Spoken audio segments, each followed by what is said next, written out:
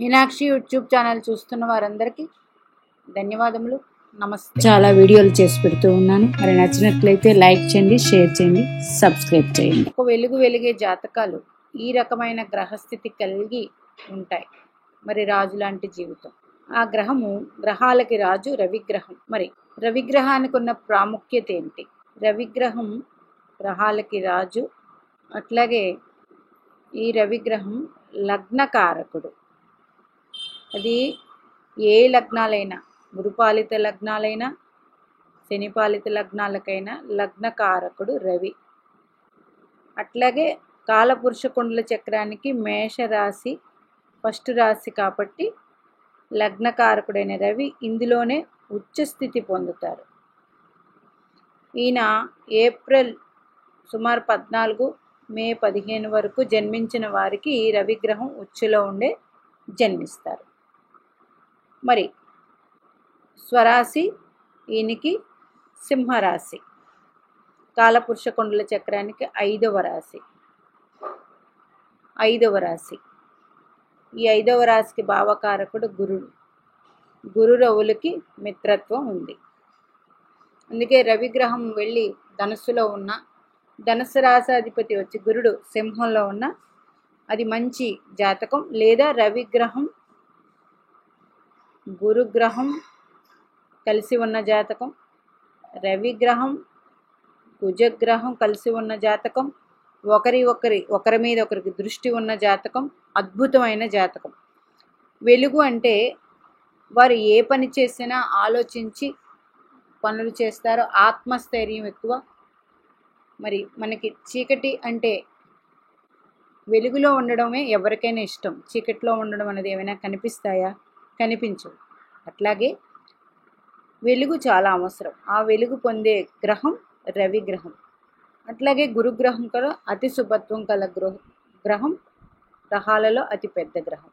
అందుకే రవిగ్రహం గురుగ్రహం కలిసి ఉన్న జాతకాలు మరి ఒక వెలుగు వెలిగే జాతకాలే.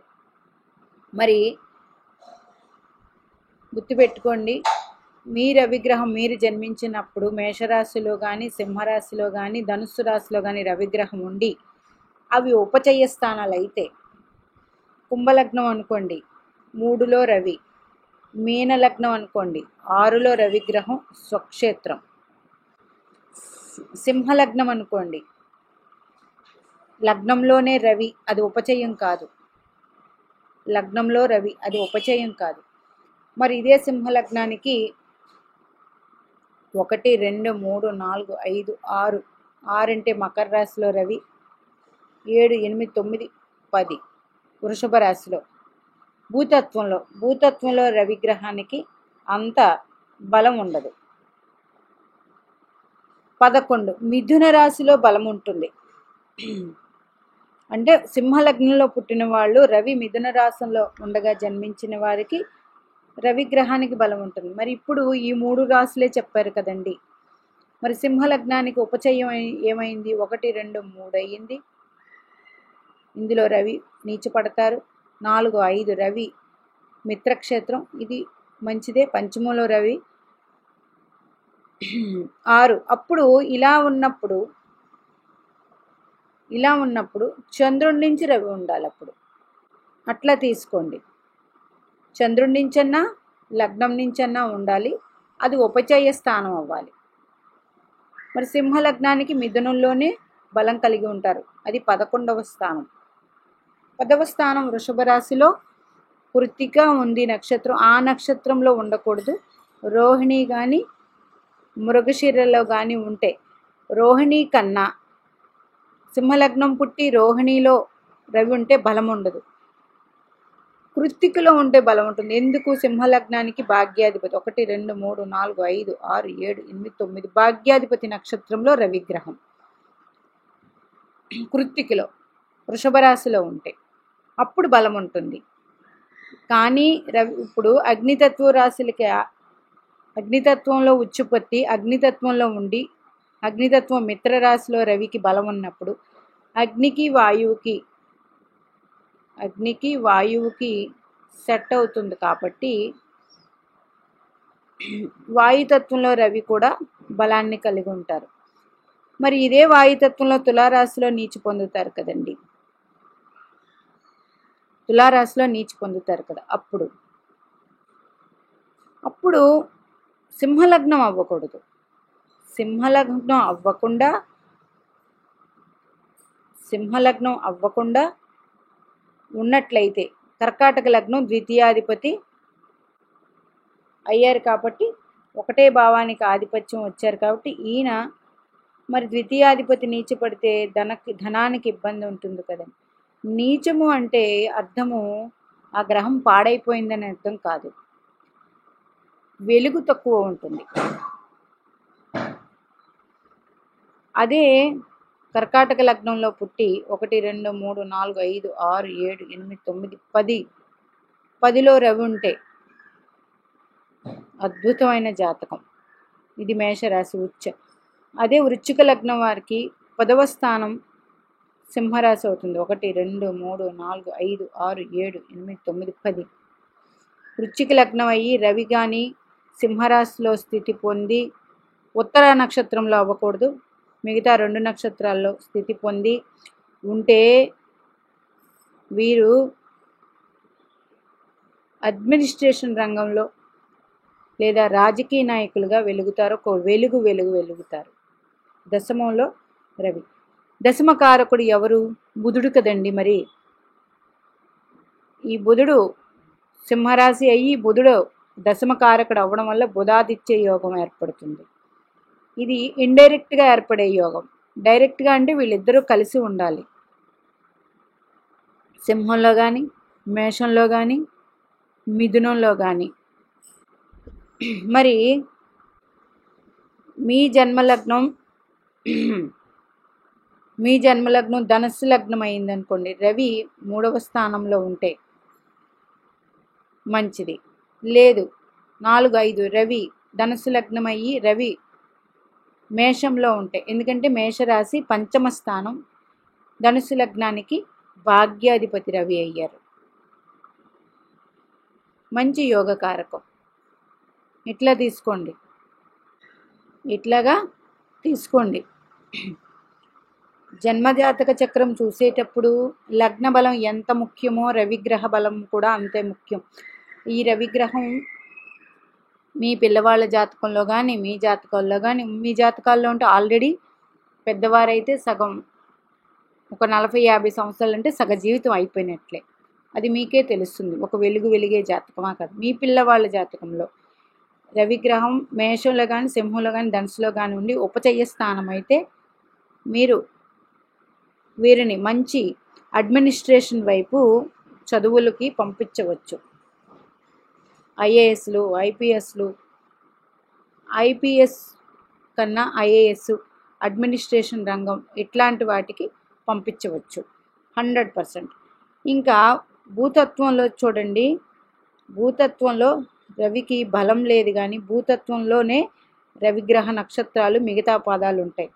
అగ్నితత్వంలో ఒక్కొక్క పాదం ఉంటే భూతత్వంలో మిగతా 3 పాదాలు ఉంటాయి. మరి భూతత్వం రవిగ్రహ నక్షత్రాలు ఉన్నాయి కదండి, దీన్ని ఎలా తీసుకోవాలి? అప్పుడు ఈ భూతత్వంలో రవి తప్ప మీ లగ్నాధిపతి ఉంటే అది మిత్రగ్రహం అయితే చాలా మంచి యోగం ఇది. లేదు మా పంచమాధిపతి ఉన్నారండి, ఎందుకు రవిగ్రహానికి 5వ స్థానం ఆధిపత్యం వచ్చింది కాబట్టి అది కూడా వెరీ గుడ్.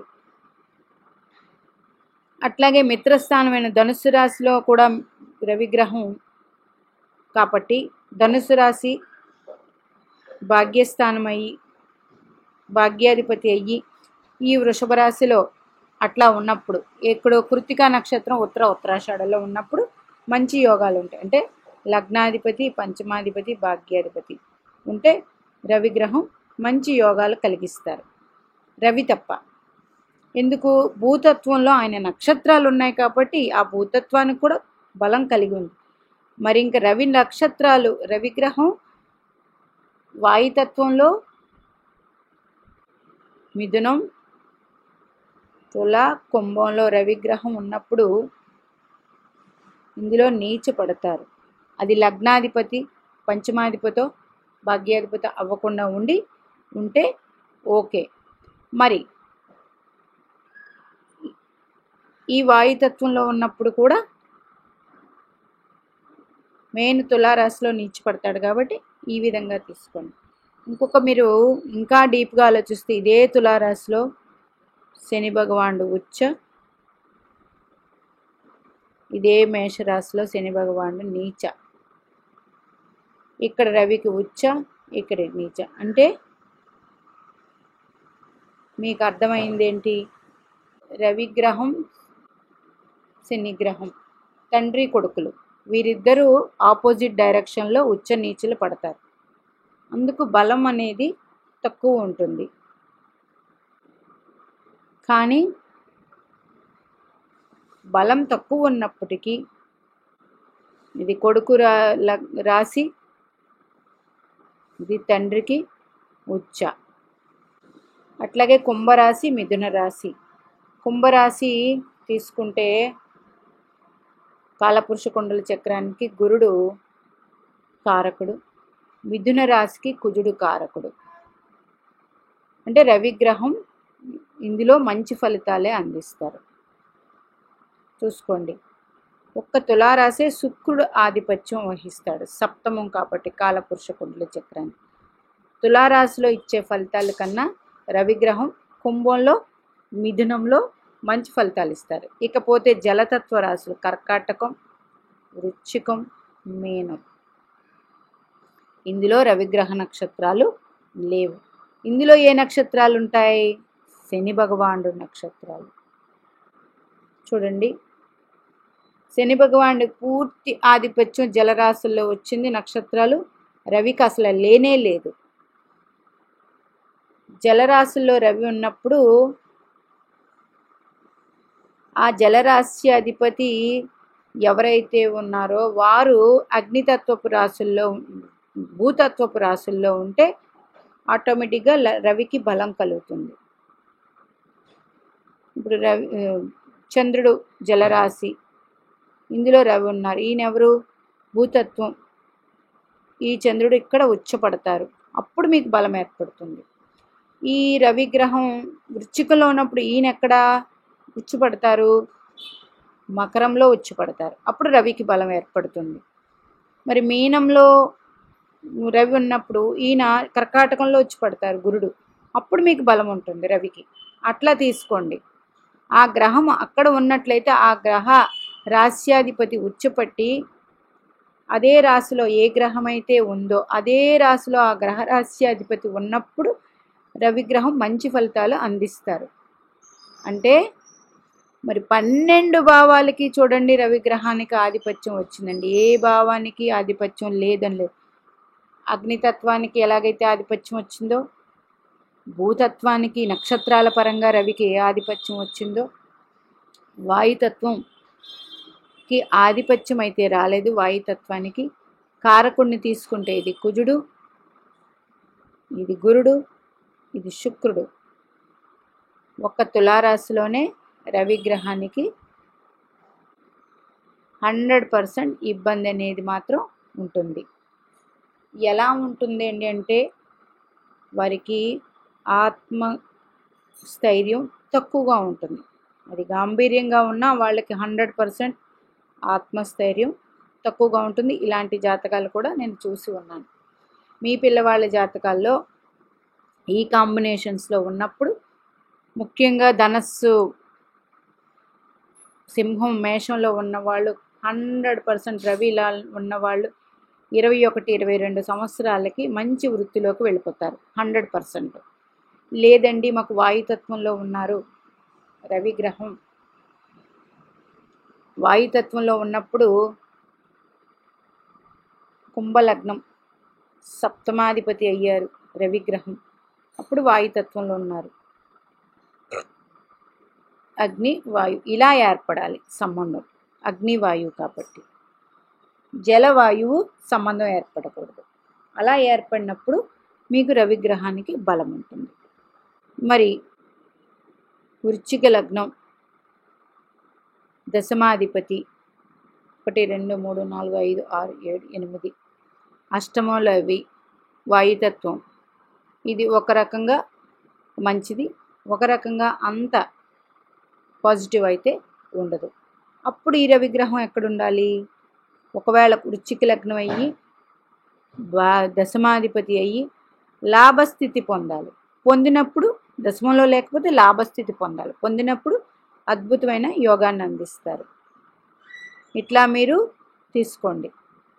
అదే ఈ వృశ్చిక లగ్నం రవి ఉన్నప్పుడు వృశ్చిక లగ్నాధిపతి భాగ్యాధిపతి అయినప్పుడు ఇట్లాగా ఇందాక చెప్పిన కాంబినేషన్ తీసుకుంటే జలరాశుల్లో ఉన్నప్పుడు ఆ జలరాశి అధిపతి ఎవరై ఉన్నారో వారు ఉచ్చుపట్టి ఉంటే మంచి యోగం ఉంటుంది. రవిగ్రహం అంటే 12 భావాలకి ఆయనకి ఆధిపత్యం వహించారండి.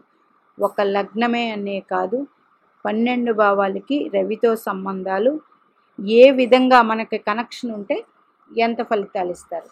ఇప్పుడు చూడండి, ఇదే తులాలగ్నం, చిన్న ఎగ్జాంపుల్ తీసుకుని చెప్తాను. ఇదే తులాలగ్నం. తులాలగ్నానికి మరి రవి బాధకారకుడు. తులాలగ్నానికి రవిగ్రహం బాధకారకుడు. ఇది వాయుతత్వం. తులాలగ్నం వారు బాధకారకుడైనప్పుడు ఎక్కడ ఉండాలి? ఈ రవి వెళ్ళి తృతీయంలో ఉంటే మంచి ఫలితాలు ఇస్తారు, అగ్నితత్వం కాబట్టి. ఇదే వెళ్ళి వృషభంలో ఉన్నారనుకోండి, ఇది అగ్నితత్వం, ఇది భూతత్వం. అస్సలు బలమైనదే ఉండదు వీరికి. 100% రవిగ్రహం వల్ల బలం తక్కువ ఉంటుంది. ఇట్లా తీసుకోండి. సూపర్ జాతకం అయితే 100% వెరీ గుడ్. రవిగ్రహం బలం ఇచ్చేదైతే ఇందాక చెప్పిన కాంబినేషన్లో రవిగ్రహం కృత్తికలో లేకుండా రోహిణి నెక్స్ట్ మృగశిరలో ఉన్నట్లయితే కొంతవరకు ఫలితం. రోహిణిలో ఉన్న అది జలతత్వపు చంద్రుడిది కాబట్టి అంత బలం ఉండదు రోహిణిలో ఉన్న రవికి. మృగశిరలో ఉన్న రవికి బలం ఉంటుంది. ఇట్లా తీసుకోండి. అదే మిథున లగ్నం అయ్యింది మీది, ఇది వాయుతత్వం. రవి సింహరాశిలో ఉన్నారు. ఇది వెరీ గుడ్ జాతకం. ఇదే ఒక వెలిగే జాతకం. అయితే ఈ గ్రహదశ రావాలి. గ్రహదశ వస్తే 100% బాగుంటుంది. అది 21, 22 సంవత్సరాల మధ్యలో వస్తే, ఈ 2 సంవత్సరాల వయసులో అద్భుతమైన ఫలితం జీవితాంతం అందుకుంటారు వీళ్ళు ఈ ఫలితం వల్ల. ఒకవేళ తర్వాత వచ్చిందంటే అది ఓకే, ఇది కూడా పెద్ద సమస్య ఏం కాదు. ఈ వయసులో వస్తే వెరీ గుడ్, తృతీయంలో ఉన్నప్పుడు. మరి కర్కాటక లగ్నం అయింది, ద్వితీయాధిపతి తృతీయం, ఇది కూడా మంచిదే. ధనస్సు లగ్నం అయింది, రవిగ్రహం భాగ్యాధిపతి కుంభంలో ఉన్నారు, అది మంచిదే. లగ్నాన్ని బట్టి ఆ రవిగ్రహానికి ఏ ఆధిపత్యం వచ్చింది, ఆ ఉండే భావం ఎలాంటి భావం అయింది, లగ్నం కూడా ఏమయ్యింది, అది జలతత్వం లగ్నమా, వాయుతత్వ లగ్నమా, భూతత్వ లగ్నమా, ఏమైంది. ఎందుకు ఇది చూడడం జరుగుతుందంటే, వృశ్చిక లగ్నం అనుకోండి, దశమాధిపతి రవి జలతత్వం. ఇందులో రవి ఉన్నప్పటికీ మంచివే ఉంటాయి, అట్లాగే వీరికి స్ట్రగుల్స్ కూడా ఎక్కువే ఉంటాయి. ఎందుకుంటాయి? మంచి నాయకుడైనప్పుడు ఉంటాయి, కానీ అవి తీరుతారు. ఎందుకంటే జలతత్వ లగ్నం అయ్యి దశమాధిపతి అగ్నితత్వ రాశి అయ్యి రవి ఇక్కడ దిగ్బలం పొందుతారు కాబట్టి ఇది ఓకే. అదే ధనస్సు లగ్నం అనుకోండి, 1, 2, 3, 1, 2, 3, 4, 5, 6, 7, 8, 9 కన్యలో ఉన్నారనుకోండి రవిగ్రహం, ఇది భూతత్వం పనిచేయదు. 1, 2, 3, 4, 5, 6 6లో రవి ఉన్నారనుకోండి, 1, 2, 3, 4, 5, 6 ఇది మేషరాశి, దశమాధిపతి, వెరీ పవర్ఫుల్ మ్యాన్. కానీ ఇక్కడ కూడా అగ్నితత్వం అయింది. మరి జలలగ్నం అగ్నితత్వం, ఇక్కడ కూడా అగ్నితత్వమే అయ్యింది. ఇది కూడా స్ట్రగుల్స్ని అనుభవిస్తారు. అనుభవించకుండా అయితే మాత్రం పైకి రారు జలతత్వం వాళ్ళకి. అదే పర్ఫెక్ట్గా ఉండేదైతే పర్ఫెక్ట్ అయితే మిథున లగ్నం వారికి తృతీయంలో రవి ఉండి సింహరాశి అయ్యి, ఇది వాయుతత్వపు లగ్నం, లగ్నం నుంచి 3 వెరీ గుడ్ పొజిషన్. ఇకపోతే 4, 5, 6 ఇది నాట్ ఓకే. 7, 8, 9, 10 ఇది జలతత్వం. అంటే మిథున లగ్నం అయి ఉండి తృతీయాధిపతి తృతీయంలో రవి ఉంటే ఈ లగ్న జాతకులకి 100% బాగుంటుంది. చంద్రుడి నుంచి లగ్నం నుంచి కూడా కలిగితే మీకు ఈ యోగం అద్భుతమైన జాతకం. యోగాలు ఎలా మిస్ అవుతాము అనేదానికి ఇది ఉదాహరణ. యోగం ఎలా ఇస్తారు రవి బలం అనేదానికి ఫస్ట్ చెప్పిన ఉదాహరణ. మీనాక్షి దేవి ఆశీస్సులు మనందరి మీద ఉండాలని కోరుకుంటూ నమస్తే.